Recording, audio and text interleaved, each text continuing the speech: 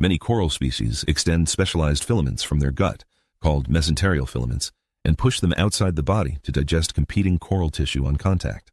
Others release sweeper tentacles at night, longer than their normal tentacles, specifically evolved for combat rather than feeding. The losing colony retreats, its edge tissue dying back, ceding ground. The winning colony advances. This happens in slow motion, over weeks, but it is a territorial boundary dispute running across the entire reef simultaneously, every night, invisible to anyone watching from above. And it is coordinated. A coral colony under attack from one direction releases alarm chemicals into the shared tissue network.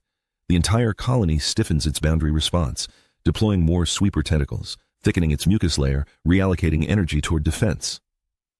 The colony is not thinking in the way a mammal thinks, but it is processing information, making trade-offs, and redistributing resources toward the zone of conflict.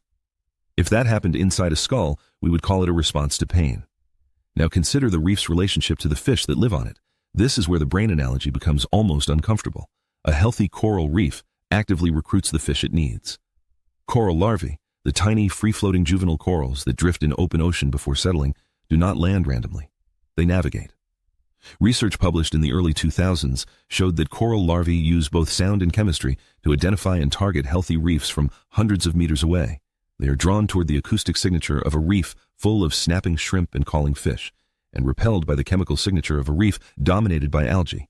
They are choosing where to build. Once settled, the reef and its fish population enter a relationship of mutual maintenance that looks almost like employment. Certain fish, parrotfish, surgeonfish, damselfish, perform specific ecological functions that the reef depends on.